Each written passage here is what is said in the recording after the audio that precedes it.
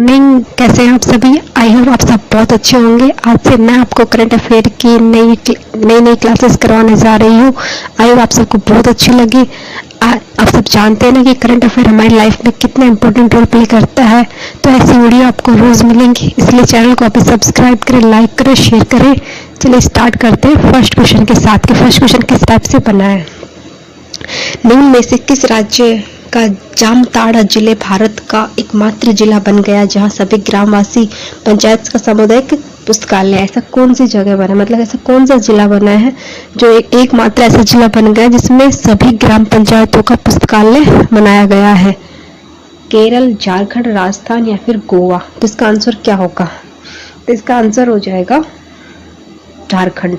झारखंड राज्य जिले के अंदर ऐसा किया गया। झारखंड ऐसा एक राज्य बन चुका है। इसके बारे में डिटेल से जानने तो झारखंड राज्य का जामताड़ा जिले हाल ही में भारत का एकमात्र जिला बन गया है जहां सभी ग्राम पंचायतों में सामुदायिक पुस्तकालय है। यहाँ लगभग 8 लाख पुस्तकालयों की आबादी है, जिसमें 6 ब्लॉक है और 118 ग्राम पंचायतें रखी गई है। और डीपली जाने तो प्रत्येक पंचायत में एक सुसज्जित पुस्तकालय बनाया गया है जो सुबह 9 बजे से लेकर 5 बजे तक छात्रों के लिए खुला रहता है। सेकंड नंबर क्वेश्चन आता है, निम्न में से किस देश में हाल ही में 78,000 से अधिक राष्ट्रीय ध्वज को एक साथ लहराने का गिनीज रिकॉर्ड बनाया है। यानी 78,000 फ्लैग को फहराने का रिकॉर्ड किसने बनाया है। बांग्लादेश, श्रीलंका, नेपाल या फिर भारत। तो फ्रेंड्स इसका आंसर हो जाएगा भारत। भारत के बिहार जिले में यह रिकॉर्ड बनाया गया है। इसके बारे में अगर अच्छे से जाने तो भारत के बिहार के भोजपुर में वीर कुंवर सिंह विजयोत्सव कार्यक्रम में यह मतलब किसके उपाधि बनाए गए, वीर कुंवर सिंह की। सबसे पहले तो जाने कि वीर कुंवर सिंह के लिए मतलब उनके लिए बनाया जा रहा है। और कितने 78,000 फ्लैग को एक साथ लहराया गया है और ये गिनीज बुक के अंदर इसको रिकॉर्ड भी कर लिया गया है। इसके इस टाइम पे यहाँ पे कौन कौन थे प्रतिनिधि के समय इसका निरीक्षण भी किया गया है कि इसमें सच में ऐसे थे या नहीं थे। कुछ में ऐसे बोल रहे नहीं। और दर्शकों ने शारीरिक पहचान के लिए मेरे रिस्ट बैंड को आवश्यक लगाया था। नेक्स्ट क्वेश्चन है क्वेश्चन नंबर 3। निम्न में से किस राज्य में रामपुर में भारत का पहला अमृत सरोवर स्थापित किया गया है। यानी अमृत सरोवर कहां पर स्थापित किया गया है। केरल, गुजरात, महाराष्ट्र या फिर उत्तर प्रदेश। तो बताइए। तो फ्रेंड्स जो अमृत सरोवर है वह उत्तर प्रदेश में स्टार्ट किया गया योगी सरकार की में। इसके बारे में अगर अच्छे से डीपली जाने तो उत्तर प्रदेश राज्य के रामपुर ग्राम पंचायत पटवई में भारत का पहला अमृत सरोवर बनाया गया है, स्थापित कर लिया गया, जिसके अंतर्गत 75 जल निकायों की विकसित किए गए हैं और उनको पुनर्जीवित जो मतलब बंद हो चुके थे उनका निर्माण किया गया, उन्हें मतलब फिर से स्टार्ट किया गया है। और आने वाले कुछ हफ्तों बाद रामपुर में एक तालाब बनाया जाएगा जो साफ सुथरा मतलब कि जो कि ग्रामीणों के लिए मतलब अच्छा बनेगा, एक प्रमुख आकर्षक का। फोर्थ नंबर के क्वेश्चन को स्टार्ट करते हैं। क्वेश्चन किस टाइप से बताया गया है। निम्न में से किस देश में शैक्षिक चैरिटी बिंदानंदो के संस्थापक किशोर कुमार दास के यूके के कॉमनवेल्थ पॉइंट्स ऑफ लाइट के अवार्ड से सम्मानित किया गया। यानी किसे दिया गया, ये किस देश को दिया गया। ऑस्ट्रेलिया, अफ्रीका, जापान या फिर आ जाएगा बांग्लादेश। तो फिर इसका आंसर हो जाएगा बांग्लादेश। यह अवार्ड बांग्लादेश को दिया गया है। किस लिए दिया गया है इसके बारे में जानकारी लेते तो इसके बारे में जाने तो बांग्लादेश के शैक्षिक चैरिटी बिंदानंदो के संस्थापक किशोर कुमार दास। अगर आपसे एग्जाम में पूछा जाए कि इसके संस्थापक कौन है तो है किशोर कुमार दास इसके संस्थापक रह चुके हैं, जिनको यह अवार्ड दिया गया। और किस लिए दिया गया, बच्चों की शिक्षा के लिए उन्होंने सुधार लाने के लिए बहुत असाधारण कार्य किए थे, इसलिए इन्हें यूके के कॉमनवेल्थ पॉइंट्स ऑफ लाइट के अवार्ड से सम्मानित किया गया। लाइट जैसे प्रकाश डालती है वैसे इन्होंने बच्चों के जीवन में प्रकाश डाला था।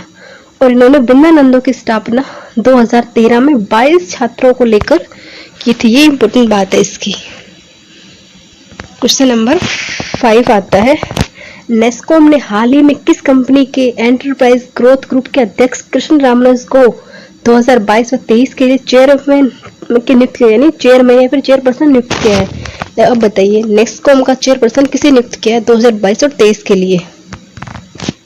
टीएस को, विप्रो, रिलायंस इंडस्ट्रीज या फिर इन्फोसिस को? इसका जाएगा टीएस, टाटा सर्विस एंटरप्राइजेस, ना टाटा सर्विस नहीं, टाटा करेंसी सर्विसेज। किसके लिए, इसके बारे में अगर डिटेल जाने तो एंटरप्राइज ग्रोथ के ग्रुप अध्यक्ष कृष्ण रामानुज को हाल ही में नेस्कॉम के 2022 और 23 के चेयरमैन नियुक्त कर लिया गया है और वे किसका स्थान लेंगे?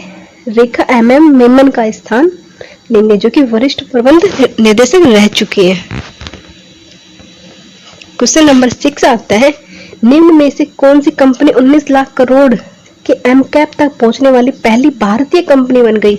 यानी ऐसी कौन सी पहली भारतीय कंपनी है जिन्होंने 19 लाख का की पहली भारतीय कंपनी बन चुकी है? टीएस, विप्रो, रिलायंस इंडस्ट्री या फिर इन्फोसिस? तो आप सबको पता होगा, फिलहाल तो रिलायंस इसका ही चल रहा है, तो रिलायंस इंडस्ट्रीज की क्वेश्चन का आंसर हो जाएगा। अगर इसके बाद में तो data and trade Mukesh Ambani के रिलायंस इंडस्ट्रीज के लिमिटेड 19 लाख करोड़ के एमकैप तक पहुंचने वाली भारत की पहली कंपनी बन चुकी है।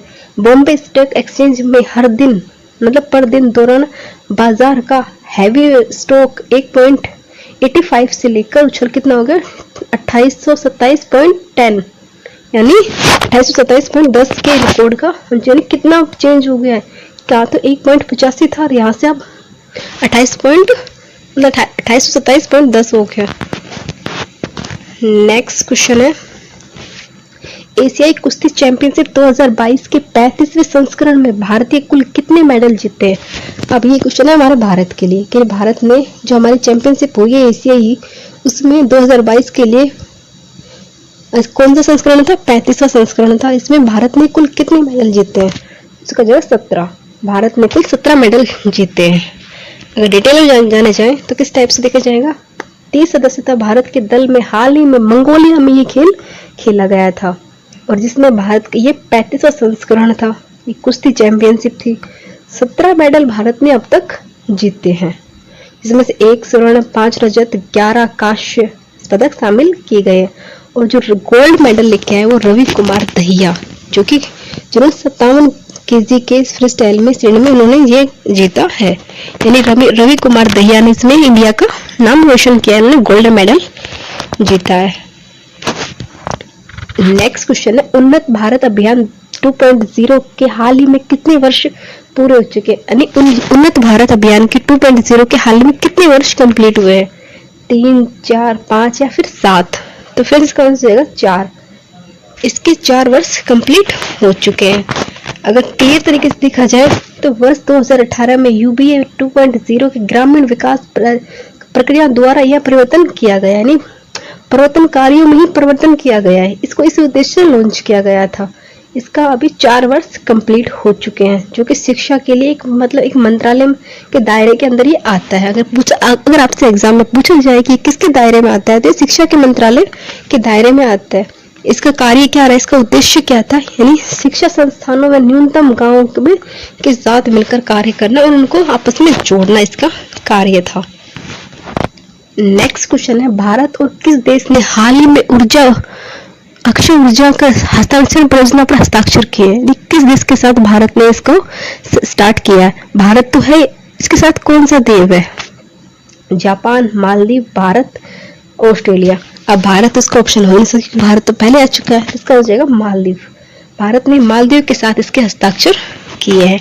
अगर डीपली जाना चाहे तो किस टाइप से हो जाएगा? भारत और मालदीव में हाल ही में अक्षय ऊर्जा हस्ताक्षर परियोजना के उद्देश्य पर एक ट्रांसमिशन इंटरकनेक्शन स्थापित किया है, इस पर सहमत हुए हैं और दोनों के देशों के बीच बैठक के दौरान 2030 तक शुद्ध शून्य उत्सर्जन लक्ष्य प्राप्ति करने के लिए मालदीव सरकार ने के साथ इस संकल्प पर चर्चा की गई है। यानी मालदीव सरकार के साथ इस बारे में सोचा गया है। नेक्स्ट क्वेश्चन पूछा थे, निम्न में से किसको हाल ही में नई दिल्ली के अभिनव कृषि का एक राष्ट्रीय स्तर पर कार्यशाला योजना तैयार किया गया है? यानी राष्ट्रीय स्तर पर कार्यशाला का आयोजन किया गया है, किसके साथ किया गया? शिक्षा आयोग, योजना आयोग, जनजातीय आयोग या फिर नीति आयोग? इसका 4th ऑप्शन नीति आयोग, तो इसका आंसर भी नीति आयोग ही है। नीति आयोग ने अभिनव कृषि के साथ कार्य एक आयोजन किया गया है। अगर इसके बारे में हम डीपली जाने तो क्या हो जाएगा? नीति आयोग ने हाल ही में नई दिल्ली में अभिनव कृषि का एक राष्ट्रीय स्तर कार्यशाला का आयोजन किया है, जिसमें प्राकृतिक कृषि पद्धतियों के मूल सिद्धांतों और विज्ञान प्रकृतियों पर समझाने के लिए इस पर प्रकाश डाला है। नहीं, जो विज्ञान की जो प्रतिक्रिया होती है उनको समझाने का इस पर प्रकाश डाला गया है और ये नीति आयोग ने स्टार्ट किया। और ये कहाँ किया गया था? नई दिल्ली में किया गया था। अब आता है, thanks for watching, like share and subscribe. Thanks. और वीडियो अच्छी लगी हो ना तो प्लीज सबसे शेयर कीजिएगा। Thank you.